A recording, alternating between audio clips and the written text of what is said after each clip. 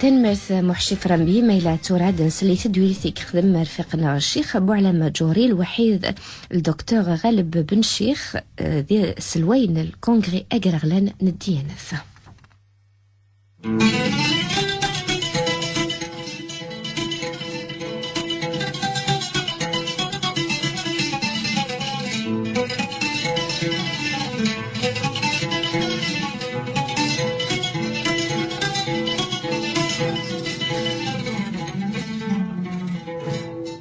بسم الله الرحمن الرحيم، وصل اللهم وسلم وبارك على سيدنا محمد وعلى آله وصحبه أجمعين. مسفليدين يغداد السلن لوانيين. السلام عليكم ورحمة الله تعالى وبركاته. الفرحة ردنا ملالي يذوان جيوث تذويلت تماينوث ثقلان بالدم كان كان ميديوسان ينفقين الحرمة سوازاليس يسعان يعني القيمة العالم الإسلامي يسعان القيمة خاصة دي ثمورث يعني فرنسا الجالية يتزايرين يتعيش ذينا يدي وين مشوار وتزيفت يعني مشوار نتمسني مشوار ذا غني انت اللي زرين خاطر ويدي توالين على كل حال اللي زارين فرنسا 2 كل يعني لحد الصباح بالك هاث أدعقل من هذوان يوث الجمعية يقول دايق بقيث ذات دي عرطن اسم مؤسسة بجاية للثقافة والعلوم وساند سين يتمثل يعني المؤسسة يوكلنا درفقا يعني بقي الحرمة أغيد هضرنا على كل حال في النشاط إذا السوجدن والسوجدن تيدو خدمنت يعني في السنين 12 جوية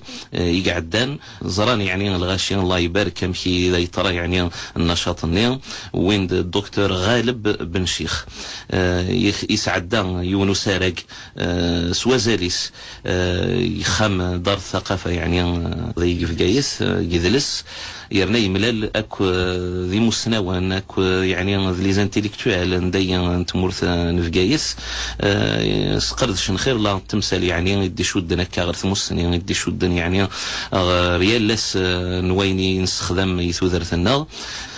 Alors on va commencer avec docteur Ghalib Ben Cheikh. Je vous souhaite la bienvenue déjà. Merci. Vous êtes parmi vos frères. Vous êtes franco-algérien, c'est ça? Oui. Mais quand même vous êtes algérien, même que vous êtes né en Arabie Saoudite. C'est-à-dire un peu, vous êtes international, si on peut dire. C'est un concours de circonstances. Voilà. On ne choisit pas son lieu de naissance et c'est tout le débat sur le déterminisme de la vie humaine. Je voudrais simplement dire que c'est moi qui suis honoré, c'est moi qui suis heureux d'être parmi vous. C'est une joie réelle, un plaisir certain. Et donc depuis que j'ai foulé le sol algérien, je viens de Sétif, je suis à Bougie depuis quelques heures. Et c'est une joie réelle qui m'anime. Et je tiens à dire à toutes nos amies auditrices et à tous nos amis auditeurs mon sentiment de respect et d'amitié. Marhaba bik. Bon, on va donner comme ça une petite introduction. Docteur Ghalib Ben Cheikh, docteur en sciences, précisément en sciences physiques. Vous êtes né à Jeddah en 1960 et puis depuis 1981 vous résidez en France. Depuis que votre défunt père était le recteur de la mosquée de Paris, Cheikh Al-Abbas Ben Cheikh Al-Hussein. Depuis ce temps-là, vous avez eu un parcours vraiment intense, un parcours riche, jusqu'à ce que les téléspectateurs algériens surtout vous connaissent de par l'émission Islam que vous animez sur France 2 tous les dimanches matins. Parlez-nous de votre parcours. C'est toujours délicat de parler de soi. Si je devais me référer aux phases de la vie, c'est vrai que je suis né à Jeddah, en Arabie Saoudite. Mon père était membre avant tout du GPRA, du gouvernement provisoire de la République algérienne, et puis il a poursuivi sa carrière de diplomate pour être ambassadeur de la toute jeune République algérienne qui a recouvré son indépendance. Et après, toute la famille, mes parents sont rentrés à Alger, où j'ai vécu mon adolescence. Et il se trouve que par la suite, pour faire court, mon père a été nommé recteur de la Grande Mosquée de Paris. Et tout naturellement, nous l'avons suivi. Et c'est là-bas où j'ai entrepris d'abord mes études scientifiques. J'ai toujours été fasciné par les sciences. Ce sont mes premières amours et j'espère qu'elles dureront toujours. Inch'Allah.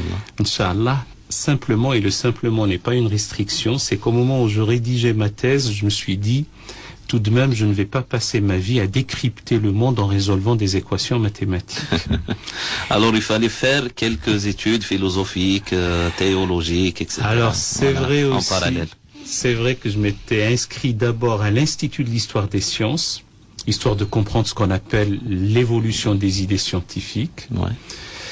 Si nous avons un peu de temps, je vous raconterai une toute petite anecdote. Allez-y, monsieur.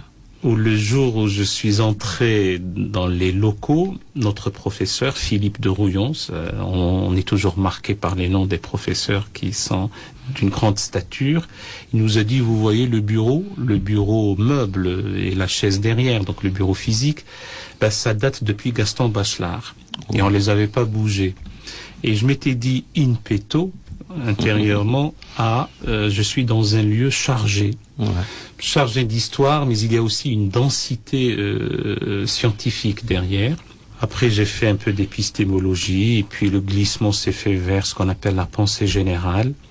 Et comme mon père était recteur de la Grande Mosquée de Paris, même si à ce moment-là, je ne réalisais pas la grâce infinie que de pouvoir débattre avec lui, lorsque le soir, je me retrouvais seul au sein de la bibliothèque de la mosquée de Paris, comme on aurait dit en arabe, Ummahat al-Kutub, en train d'aller m'abreuver directement en première lecture de ses ouvrages.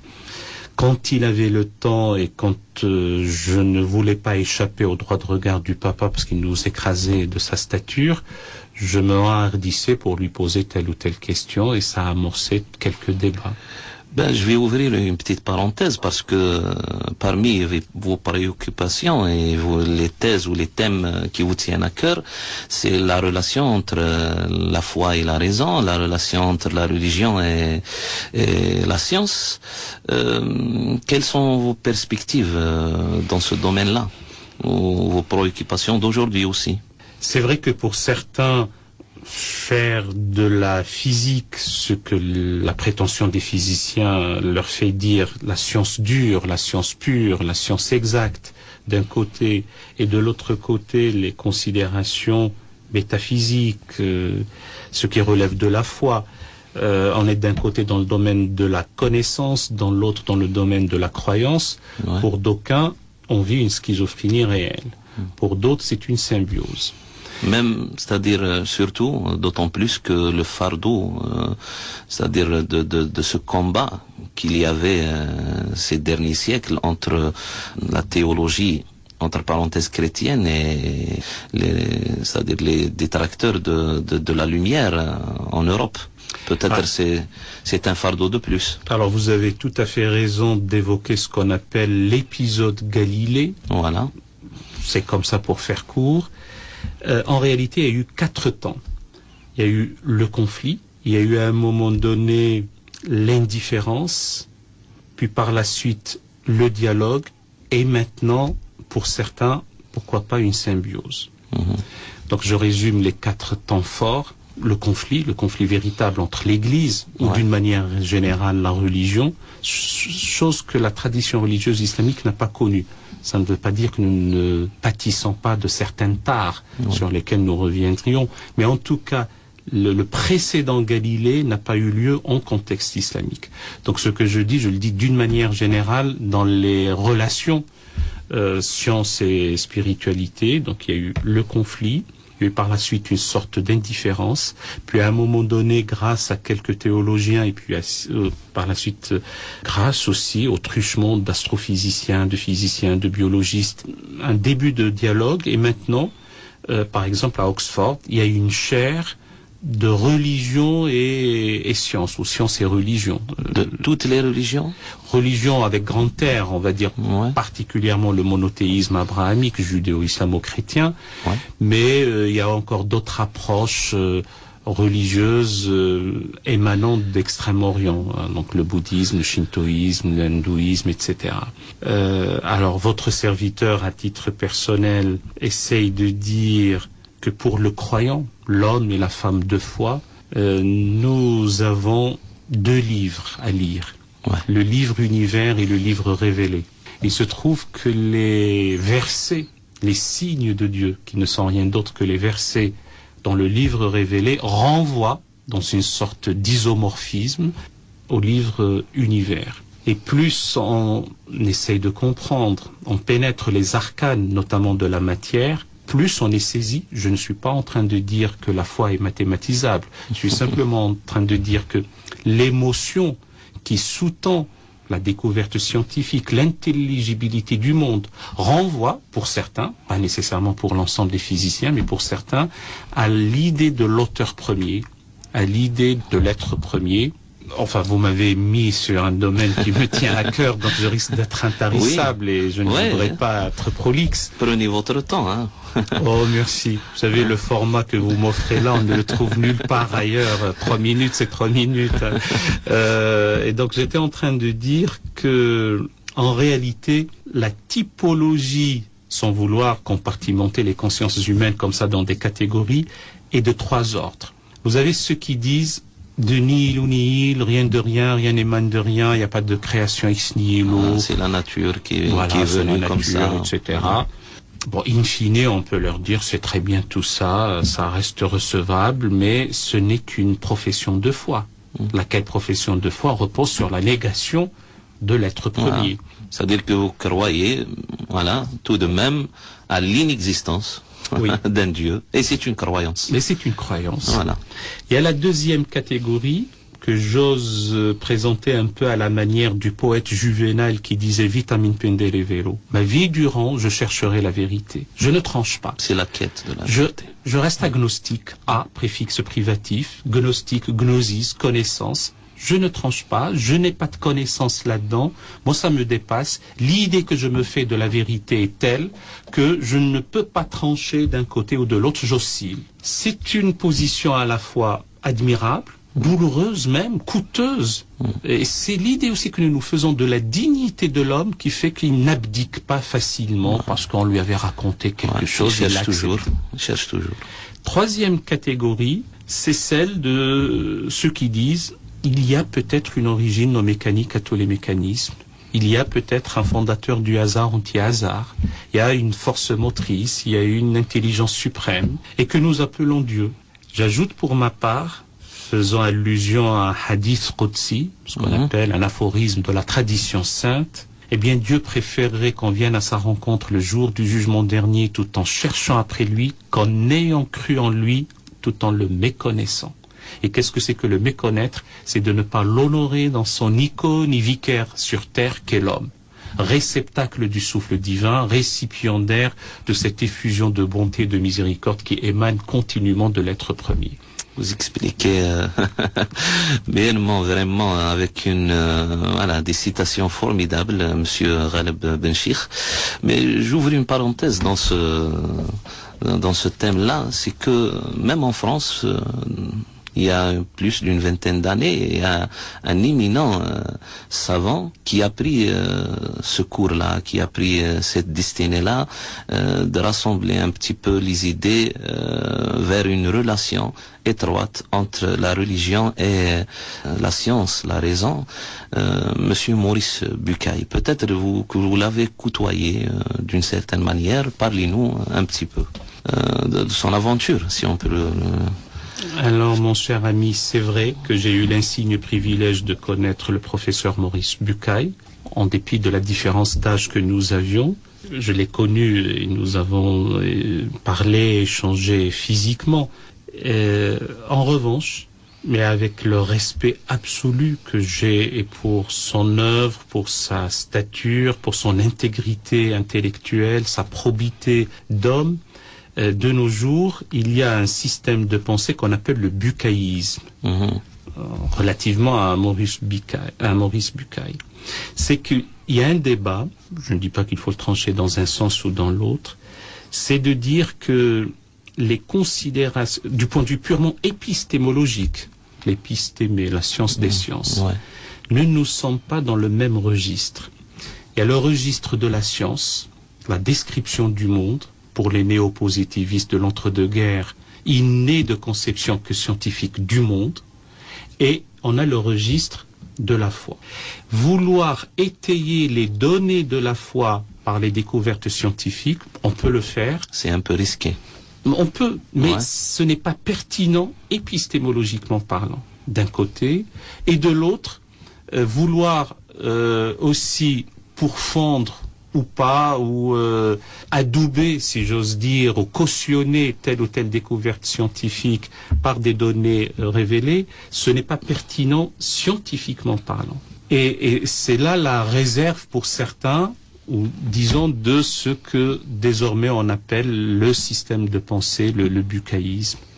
D'aucuns le font savoir non sans une certaine affection pour l'homme, mais avec un sourire quand on parle du bucaïsme. On risque d'abuser à la fois de votre hospitalité et du temps qui m'est donné. Vous avez tout le temps, monsieur Benchir. Il faut se méfier de ce genre de propositions.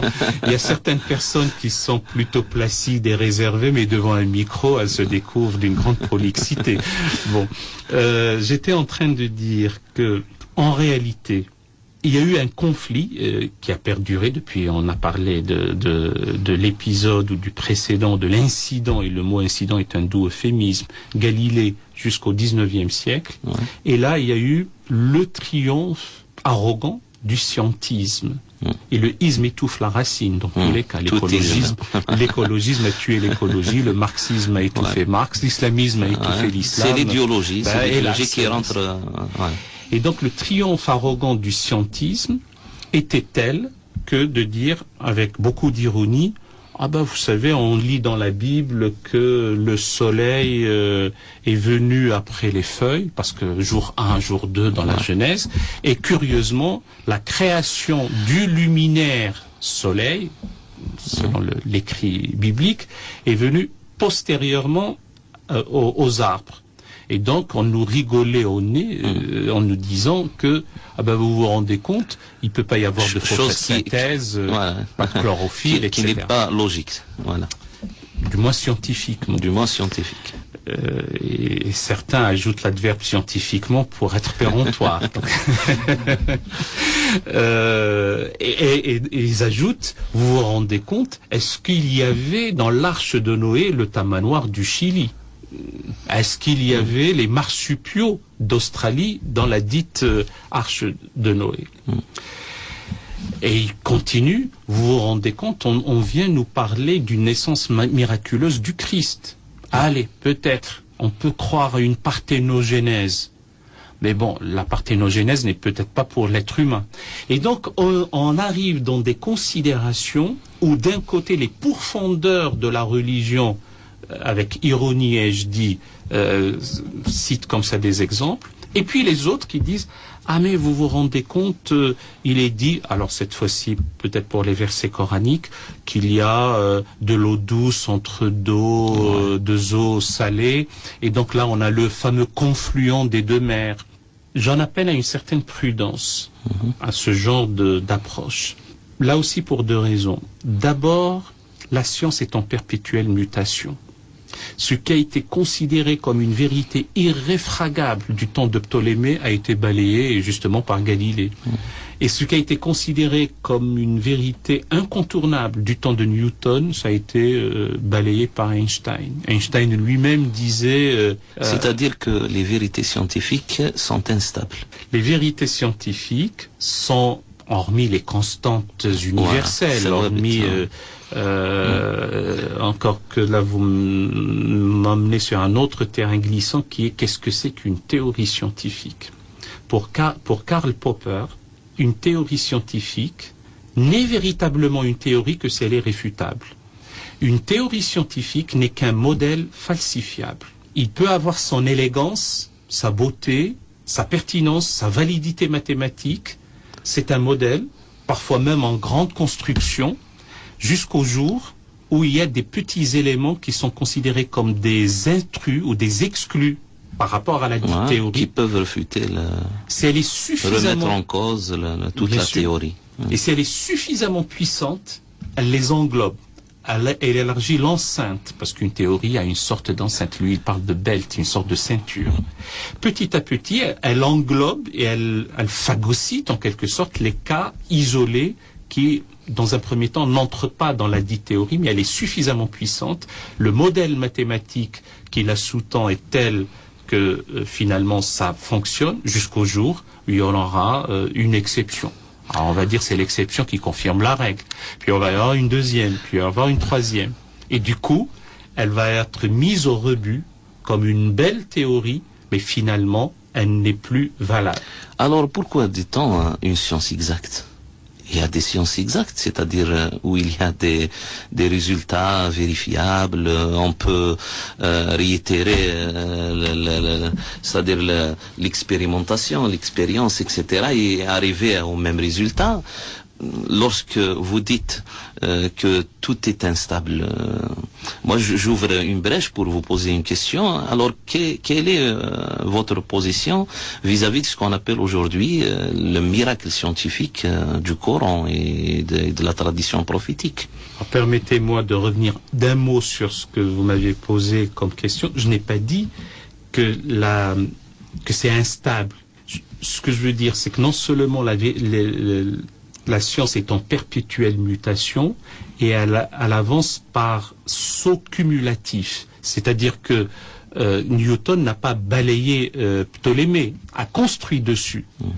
Le passage de la relativité d'Einstein, c'est un passage à la limite. Les petites vitesses de la théorie newtonienne de mécanique classique reste valable, mais pour les grandes vitesses, on passe à la relativité d'Einstein. Lequel Einstein disait, nous sentions le sol se dérober sous nos pieds, et nous ne trouvions même pas un parapet où nous eussions pu nous accrocher. Et donc, chat chaud décrin l'eau froide, ce que nous pourrions dire, c'est qu'en l'état actuel de nos connaissances, il nous semble que, par exemple, la théorie des champs, la théorie des cordes, ou les particules, etc., ou le boson de Higgs qu'on vient de découvrir, et de telle ou telle chose, mais peut-être qu'il va y avoir quelque chose qui viendrait bousculer cela, pas l'annihiler totalement, mais le bousculer.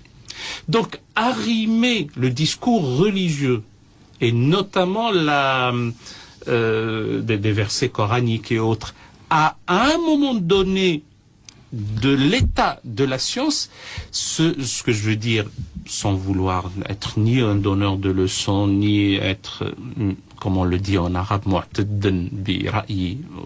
Ici, il y a une chose dans laquelle je ne verse pas, c'est le dogmatisme, c'est de dire, soyons prudents, soyons circonspects, soyons humbles.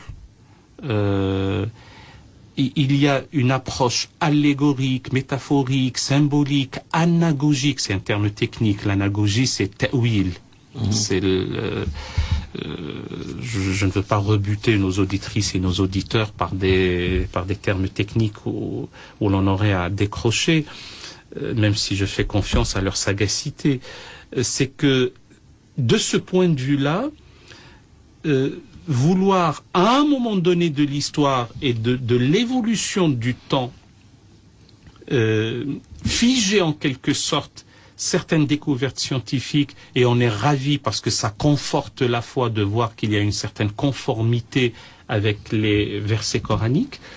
C'est très bien si ça peut apaiser, si ça peut litatma'inna al-qulub, comme on dit. Moi, je citerai le verset coranique où Allah Azza wa Jalla dit sanurihim ayatina fi l'afaq wa fi anfusihim hatta yatabayyana lahum annahu al-haqq. Quelle est, c'est-à-dire la position de ce verset dans ce qui se fait travailler aujourd'hui par beaucoup d'instances dans le monde musulman. Je citerai bien l'université l'Iman, peut-être vous connaissez son fondateur, Zindani. Oui, c'est délicat quand on aborde des noms propres et des gens connus sur la place publique d'apparaître comme celui qui cautionne et qui ne cautionne pas. Mais autant telle ou telle sommité scientifique, telle ou telle œuvre, et ce verset coranique est d'une très grande profondeur. À en méditer. Chez les mystiques, si on le médite, on finira par pleurer, parce que on ne cessera de leur montrer nos signes en eux-mêmes et dans les horizons jusqu'à ce qu'il leur apparaîtrait que ceci est vrai, ou ceci est la vérité selon telle ou telle traduction. Les réserves que je pourrais émettre. Donc le S de la liaison montre que c'est inconditionnel. C'est par exemple ce que fait notre ami Haroun Yahya avec le créationnisme. Le turc. Par exemple, j'ai bien peur aussi, vous voyez bien combien je suis à la fois prudent et avec beaucoup de précautions, je le dis, c'est que dans certains cas, certains de nos corréligionnaires, n'ayant pas pu eux-mêmes être acteurs de la science, peut-être que quelque part se dispensent en disant mais ça on l'avait depuis toujours, c'est dans notre Coran. Je n'ai qu'à lire le Coran et puis je caricature, j'ai conscience que je suis en train de caricaturer. La caricature n'est rien d'autre que le fait de grossir le trait. Si il y a un travail sérieux mené dans les laboratoires avec tous les critères de validité d'une œuvre scientifique, vous en avez cité, la reproductibilité, etc., très bien que la méthodologie scientifique, elle se veut athée ou matérialiste, qu'il y ait, j'allais dire, Dieu ou pas, ça ne change pas les choses. Nous n'allons pas rapporter l'histoire de notre ami mathématicien qui disait dans Khattani mutawaziyan ila yaltaqiyan illa bi'idhnillah wa idha iltaqaya fastaghfirullah. Non, on va dire que dans l'axiomatique d'Euclide, deux droites parallèles ne se rencontrent pas. Voilà. Point. Ça ne change pas. Parce que c'est même faire injure, si j'ose dire, à ce don qui nous a été fait par notre Dieu Seigneur, clément et miséricordieux, pourvoyeur de ce don qui est la raison. Nous le verrons peut-être ou nous l'aurions vu dans nos débats et nos rencontres, parce que la rationalité, elle est aussi à revoir. Il ne faut pas tomber dans ce qu'on appelle les clôtures dogmatiques de la rationalité. Il y a une raison résonante, une raison dite instrumentale, à double critère, le laid, le beau, le juste, l'injuste, le vrai, l'erroné, etc.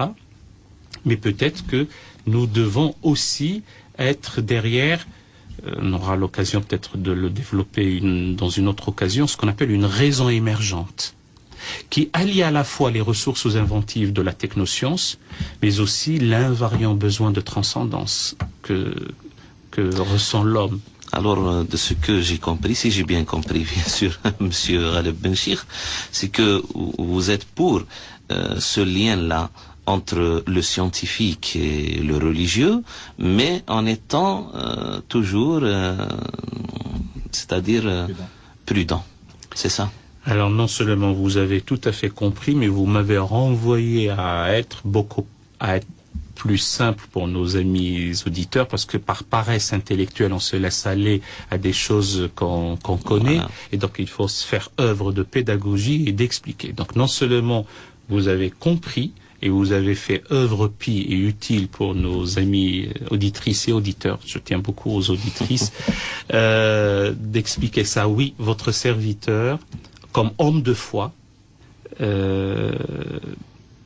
croit qu'il y a effectivement une harmonie, un lien.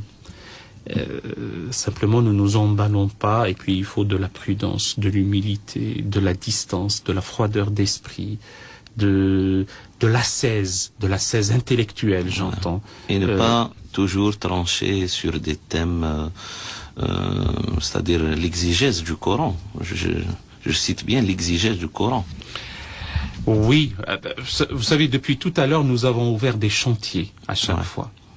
L'exégèse du Coran, j'ai la faiblesse de croire que nous en faisons, mais nous en faisons d'une manière sauvage.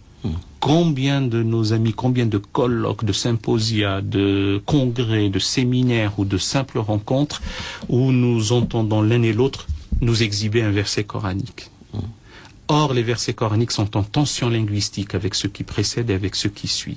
On ne peut pas décemment, sérieusement, en exhiber un comme ça et l'amener comme un argument qui étaye ce qu'on est en train de dire. Alors que il y a toute une approche du contexte, ce qu'on appelle il faut savoir relativiser le texte à son contexte et jamais l'utiliser comme un prétexte pour un nouveau contexte.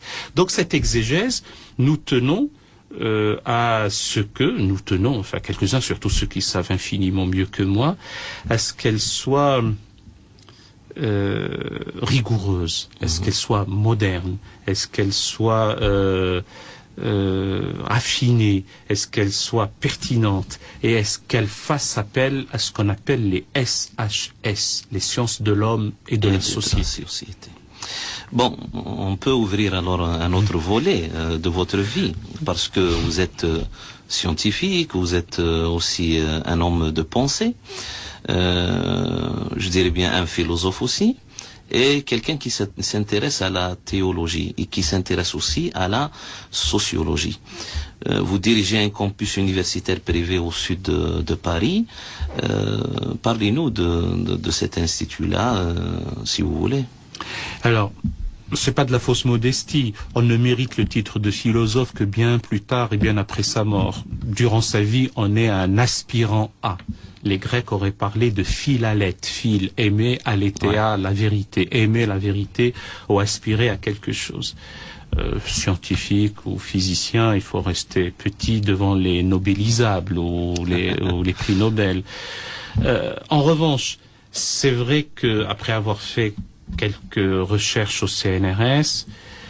Par la suite, j'ai enseigné même doublement, à la fois un module de transfert thermique, de conversion de l'énergie, de mécanique des fluides, etc.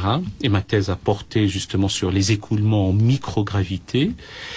Et parallèlement, j'enseignais l'anthropologie du fait religieux. Et tout particulièrement un module de l'expression interreligieuse dans un espace laïque. Alors pour ce qui concerne le campus que votre serviteur dirige, c'est tout simplement, comme la loi le permet en France, sous convention avec l'État français et l'éducation nationale, sous contrat d'association. Il y a une institution scolaire à cheval sur le secondaire et le supérieur, puisqu'il y a une résidence pour étudiants, mais aussi des jeunes lycéens qui finalement apprennent, viennent étudier. Et notre exaltation à nous tous, c'est de voir qu'ils partent avec des diplômes outillés dans la société dans laquelle ils se trouvent en ces temps dits de crise, parce que la société est difficile pour tout le monde et a fortiori pour ceux qui n'ont pas de diplôme. Là, j'ouvre aussi une autre parenthèse, c'est que vous enseignez à l'Institut international de la pensée islamique à Saint-Ouen à Paris. Qu'est-ce que vous enseignez, monsieur Ghaleb? C'est le fameux module dont j'ai parlé. Voilà. Donc l'anthropologie du fait religieux. Et ce fameux module de l'expression interreligieuse dans un espace public laïque. Alors là, distinguons deux choses. Il y a une approche positive au sens de Comte, selon le positivisme de Comte, et puis une approche de foi. Si je me mets dans le cadre de la foi, je connais ce qu'on appelle la geste adamique ou la geste abrahamique. Abraham, Sarah, Agar, et puis et nous continuons. Mais du point de vue de l'anthropologie du fait religieux, c'est tout autre chose. L'apparition du monothéisme n'est que tardive dans l'histoire humaine, conscrite dans le temps et dans l'espace, enfin dans une ère suméro-babylonienne. Et mutatis mutandis, c'est comme suite à une élection nationale, on se querelle à propos d'une partielle. J'allais dire, si on était en France, j'aurais dit Ponto Combo, là je dirais Aintin ou quelque chose comme ça. Aintin parce que mon père est né à Aintin. Bon. D'une part. D'autre part, les anthropologues du fait religieux vont nous dire que Abraham n'est qu'une FSI. Qu'est-ce que c'est qu'une FSI? C'est une figure symbolique idéale. Qu'elle eût existé ou pas, c'est autre chose. Mais en tout cas, la charge symbolique qu'il y a derrière ce que nos autres croyants allons appeler le patriarche Abraham, le père des croyants, le parangon du monothéiste pur et sincère, le coryphée de tous les monothéistes, etc. D'un autre côté, ce que j'appelais tout à l'heure la froideur d'esprit et la distanciation par rapport à ce fait-là, c'est une figure symbolique idéale. Et donc, c'est l'anthropologie du fait religieux aborde des questions de cet ordre. Et le sous-thème qui est de l'expression interreligieuse dans un espace public laïque, c'est que une société plurielle, multiconfessionnelle, composite, etc., laïque, a fortiori, comment va-t-elle gérer, si j'ose dire, la cohabitation des sacrés? Là aussi, c'est-à-dire une question m'est venue à la tête parce que vous êtes membre de la Conférence mondiale des religions pour la paix. C'est-à-dire que vous entretenez parfois des discours, des dialogues avec les adeptes d'autres religions. Entre parenthèses, les religions surtout monothéistes, le judaïsme, le christianisme, bien sûr, en tant que vous êtes musulman. Le discours et le dialogue entre les religions, où est-il arrivé? Oh, pour certains, une impasse, pour d'autres, pour un nouvel élan. Vous avez tout à fait raison de dire que je suis membre, je l'ai été longtemps. Après, je suis devenu président par le jeu des élections. Ce n'est pas parce que je suis musulman que je suis président, mais bon. Et d'ailleurs, pour l'anecdote, je n'avais longtemps de la présidence que le vice, et à défaut d'avoir la vertu, j'ai la charge et la responsabilité. Donc, je préside la Conférence mondiale des religions pour la paix. Si vous le souhaitez, un mot sur l'organisation. Oui, bien sûr. Un machin au sens gaulien du terme. En réalité, sa proto-histoire remonte au XIXe siècle. En 1893, à Chicago, il y avait une exposition universelle, curieusement consacrée à l'art précolombien, mais il y avait beaucoup de dignitaires religieux, y compris un swami. Un swami étant un clerc, un hiérarque, un responsable religieux hindou. Le titre, c'est un swami, du nom de Vivekananda, auquel Romain Rolland a consacré une œuvre monumentale. Et ce swami a eu l'idée de fonder ce qu'on appelle le Parlement des religions du monde.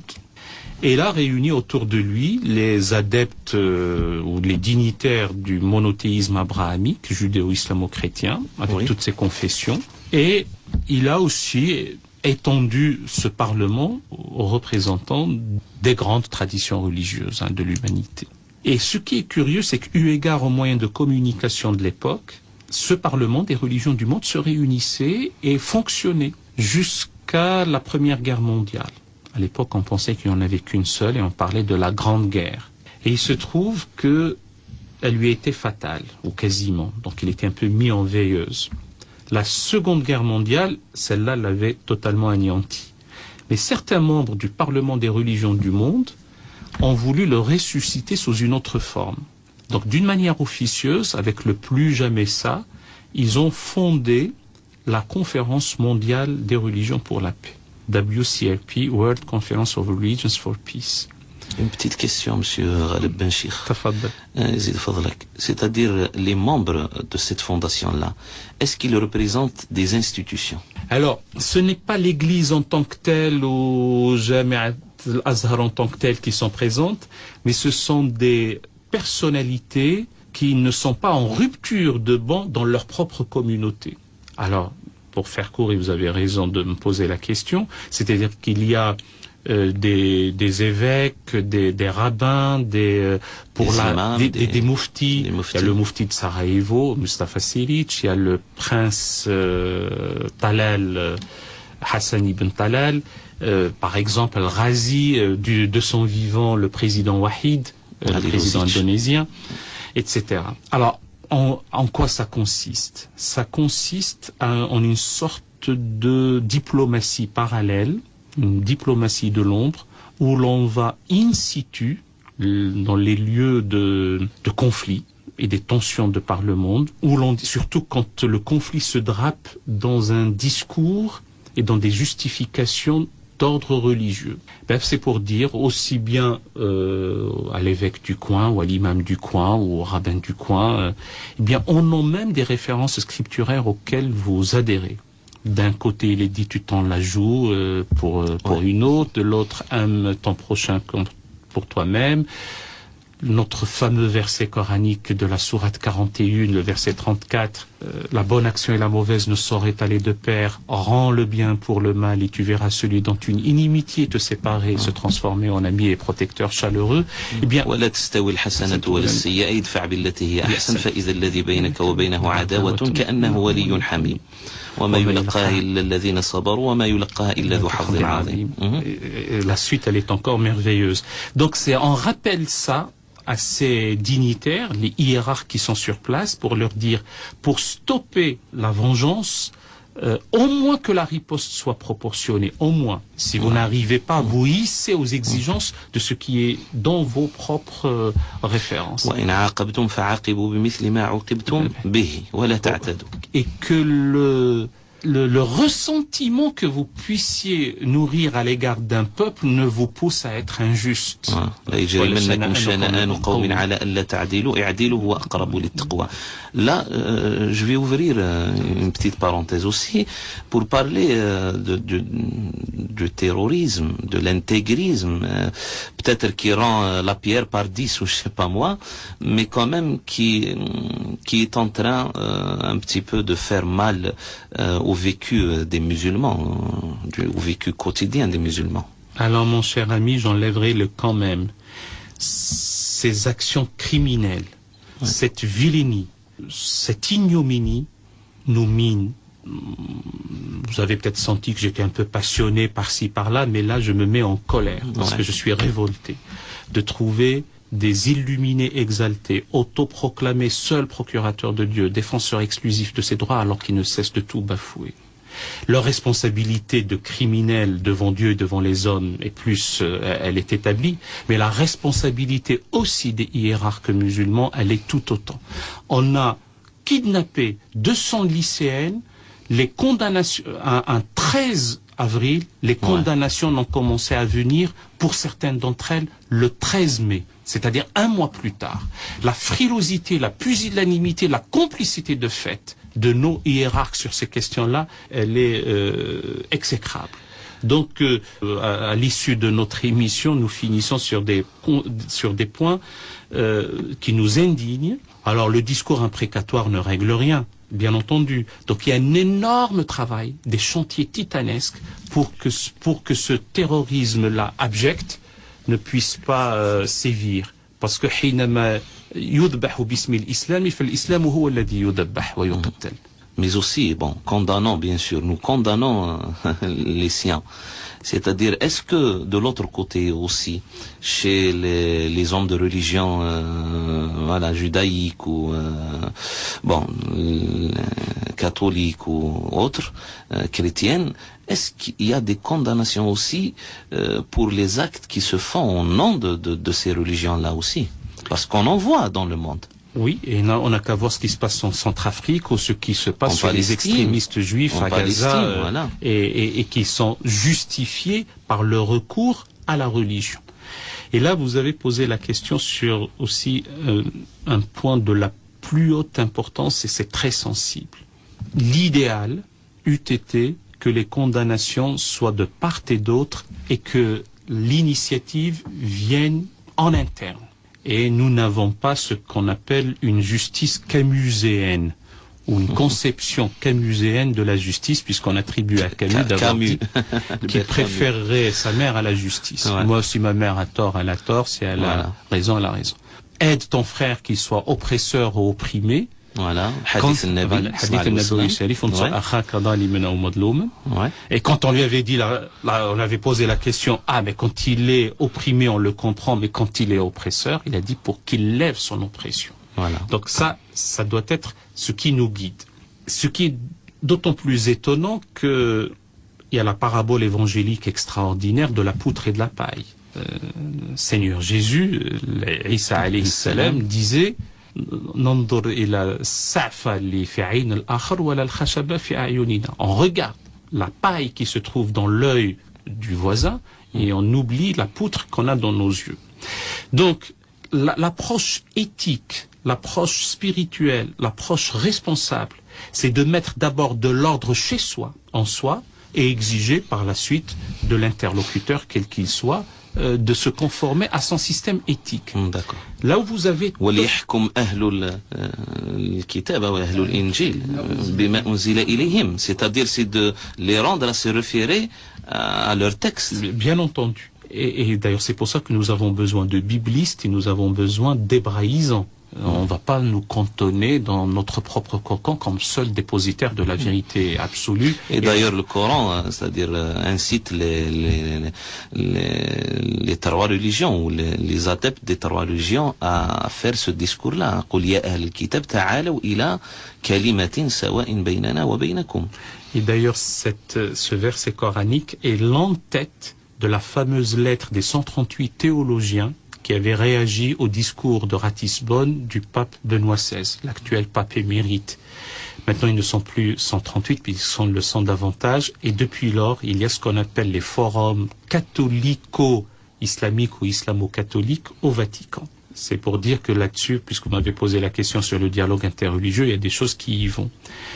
En revanche, ce que nous devons être, et le dire avec beaucoup de fermeté, c'est qu'on ne peut pas, au niveau international, accepter que la désolation et le désastre s'abattent sur un peuple et que ceux qui sont derrière ça coulent des jours heureux au ranch de Crawford. Nous voulons bien qu'un Omar al-Bashir ou un Bashar al-Assad soit traduit devant la Cour internationale de justice, mais aussi un George W. Bush ou un Tony Blair. Bon, peut-être qu'on va finir notre émission, mais sur ce que c'est-à-dire vous voyez comme horizon concernant ces relations-là et ce dialogue-là entre les hommes en général, surtout quelle est l'issue du monde islamique par rapport à la pensée islamique qui règne aujourd'hui. Peut-être qu'on aura besoin d'un autre genre de discours religieux, changer un petit peu les idées, essayer de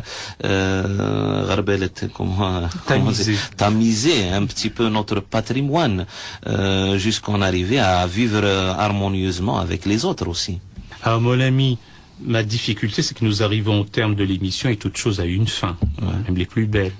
Et alors que nous ouvrons par vos questions d'autres chantiers tout aussi titanesques, puisque vous avez évoqué à la fois l'avenir du dialogue interreligieux, du dialogue entre les êtres, tout simplement, entre ceux qui habitent de ce côté-ci, de l'autre côté d'une même rivière, dans un même village, et puis la pensée islamique. Et qui dit choisir dit renoncer, donc je vais renoncer à la réponse de tel ou tel aspect pour en choisir un, sauf si on a un peu plus de temps, j'en sais rien. C'est pas par défaut. 2 minutes. Alors sur 2 minutes, on peut peut-être rester au niveau de des bandes d'annonces. Le dialogue interreligieux est paradoxal. Jamais il n'y a eu en ce moment d'associations, d'organisations, de lieux, de structures pour le dialogue interreligieux et même des congrès, des colloques, au même moment où les tensions sont exacerbées sur un fond religieux. Et c'est ce paradoxe-là qu'il faut savoir rompre. D'ailleurs, le paradoxe est inhérent aux traditions religieuses elles-mêmes. Jamais l'homme n'a été bafoué dans ses droits que par et dans des traditions religieuses, au même moment où celles-ci prônent le bonheur, la miséricorde, etc. Donc un énorme travail à mener là-dessus. Le dialogue entre les êtres, le croyant que je suis, le musulman que je suis, sans vouloir faire de l'exégèse sauvage, je mets en avant le verset 48 de la sourate 5. À chacun d'entre vous, nous avons donné une voix et une loi. Si Dieu l'avait voulu, il aurait fait de vous une seule communauté, puis il a voulu vous éprouver. Mais il a voulu vous éprouver par le don qu'il vous a fait, chercher à vous surpasser les uns les autres dans les bonnes actions. Un jour, vous retournerez à Dieu, alors il vous éclairera au sujet de vos différences. Pour ce qui concerne maintenant la pensée islamique, alors vous avez dit qu'il faudrait tamiser. Et je trouve que c'est déjà, sans vouloir m'ériger ni en personne qui cautionne ou qui distribue des bons points, c'est déjà extraordinaire. Mais votre serviteur va encore plus loin. Il ne s'agit absolument pas d'une manière de tamiser, il s'agit de refonder la pensée. Puisque nous souffrons d'une véritable sclérose en place, au niveau de la nécrose même de cette pensée. Et donc il est temps je m'égosille à le faire savoir dans certains colloques ou dans des conférences, de sortir des clôtures dogmatiques, des enfermements doctrinaux. Il faut plus que dépoussiérer ce patrimoine, parce que nous sommes en train d'annoncer, de ressasser et de scander le commentaire du commentaire, et qui se trouve dans certains cas, en cherchant un peu plus, que ce n'est qu'une construction humaine, qu'on a voulu garantir par le divin. Donc ce travail-là... On a sacralisé, c'est-à-dire les avis humains. On a sacralisé des avis humains, c'est aussi simple que ça. Et si d'aventure, par extraordinaire, parce que ces avis humains sont venus suite à des joutes, à des débats. Imaginons un instant que ce furent les contradicteurs qui avaient triomphé. Nous serions en train de sacraliser des avis totalement contraires à ce que nous sommes en train de sacraliser maintenant. C'est-à-dire que nous ne se donne même pas un temps de réflexion pour dire si c'est un avis humain, il est venu suite à d'autres avis. Imaginons que le concours de circonstances, le plus souvent politique, puis il y avait d'autres concours de circonstances qui ont fait que peut-être l'avis, allez, je dis au hasard, d'un Ahmed ibn Hanbal avait triomphé. Mais imaginons que ce furent... Mu'tazilites, pour les Mu'tazilites. Et pourquoi pas revenir c'est à un le cours certain de l'histoire, ouais. Ah ben oui. Et donc, au 21e siècle... ravi de vous avoir comme invité. Merci, la joie est pour c'est un moi. honneur pour moi, L'honneur déjà, est pour moi. pour toute l'équipe de la Radio Sommam de vous avoir comme invité. Nous vous remercions, Merci Monsieur Ghalib Ben Cheikh. Et revenez, Inch'Allah. Quand vous voulez, Inch'Allah. Vraiment. Ouais. Sinon, c'est seulement le temps qui nous presse. Et puis, vous avez d'autres préoccupations. Merci beaucoup, Monsieur Ghalib Ben Cheikh. On vous donne un dernier mot en 30 secondes. Allez-y. Shukran jazilan. Mais le dernier mot, sans flagornerie aucune. Merci pour ces marques d'amitié qui me touchent, auxquelles je suis très sensible. Je voudrais dire aussi un salut fraternel à tous les bougiotes et toutes les auditrices et les auditeurs de Radio Soumam. C'est vraiment un moment de grâce et je remercie tous nos amis ici pour leur accueil, leur hospitalité, leur générosité qui me touche profondément. Et puis nous rappelons nos téléspectateurs et téléspectatrices, auditeurs, auditrices de votre émission sur France 2. وإذا كيبغانا سيسلن وإذا كيبغانا تزران وإذا كيبغانا ديرنو ندايم نيث مسنينس. C'est tous les dimanches. À 8h45 heure de Paris, j'ajoute sans coquetterie intellectuelle aucune. Parfois ne pas regarder la télévision, c'est d'une salubrité mentale de nos jours. Donc. كراوي ديال ديسلان سيدي ديسلان يعني ولام يعني الجزائر الله يبارك شحال سعاده مسنوان سعاده المخاخ اويد كان يعني اثني دمر نغ اثني دناوي هكا دنايم سيت مسنين سن ثيكل تطنين ثان ميرس مؤسسه سيدي عرطن مؤسسه بجايه للثقافه والعلوم الشيخ ناسم يحيى الاستاذ ميزي بارك الله فيكم et puis نشكرك شكر كبير الدكتور غالب بن شيخ كراوي ديال ديسلان. السلام عليكم ورحمة الله وبركاته.